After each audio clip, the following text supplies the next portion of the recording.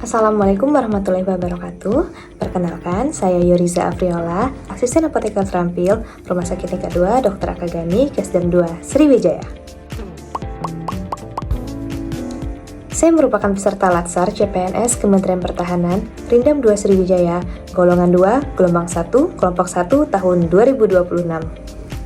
Di video ini, saya akan membagikan pengalaman saya selama mengikuti pembelajaran pada agenda ketiga. Selama pembelajaran, kami dibimbing oleh Ibu Rusmana Dewi, SEMM, selaku Widya Iswara pada agenda ketiga ini. Di era digital saat ini, ASN tidak hanya dituntut untuk menjalankan tugas administratif, tetapi ASN juga harus mengikuti dan memiliki kemampuan yang relevan dengan perkembangan teknologi dan kebutuhan masyarakat. Sehingga pemerintah mengembangkan inovasi Smart ASN. Melalui penerapan Smart ASN, kita sebagai ASN diharapkan mampu untuk mewujudkan ASN yang tidak hanya kompeten, tetapi juga mampu memberikan solusi adaptif terhadap perubahan, serta memiliki integritas dan nasionalisme. Salah satu hal yang menjadi eye-opener bagi saya yaitu mengenai digital skill dan etika digital. Selama ini, mungkin kita sudah merasa cukup karena kita bisa menggunakan teknologi, sistem informasi, ataupun media sosial.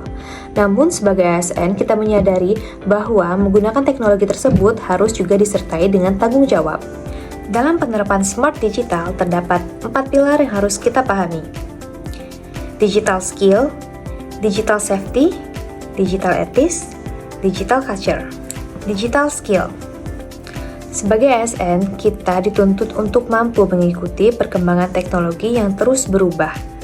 Artinya, kita harus cakap dalam memanfaatkan teknologi dan sistem digital secara tepat, cepat, dan akurat untuk mendukung pelaksanaan tugas. Setelah memiliki kemampuan tersebut, kita juga harus memahami pentingnya digital safety. Tidak cukup hanya menggunakan teknologi, tetapi kita juga harus memastikan penggunaannya aman.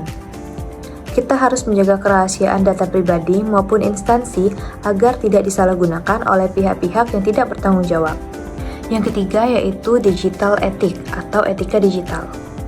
Etika tidak hanya kita jaga ketika kita melakukan pelayanan secara langsung, namun ketika kita juga beraktivitas di ruang digital. Sikap, komentar, ataupun unggahan kita di media sosial tetap mencerminkan profesionalisme kita sebagai ASN. Yang terakhir yaitu digital culture atau budaya digital. Pemanfaatan teknologi digital membuat jangkauan pelayanan dan informasi menjadi lebih luas.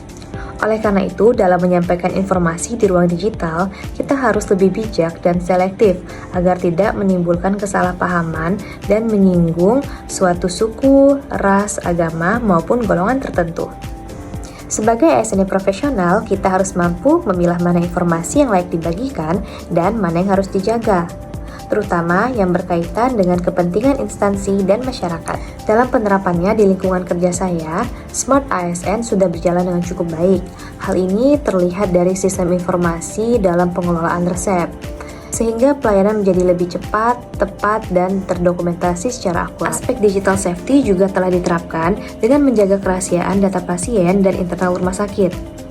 Akses data pun hanya dapat diberikan kepada petugas yang berwenang sebagai bentuk tanggung jawab dan profesionalisme dalam pelayanan.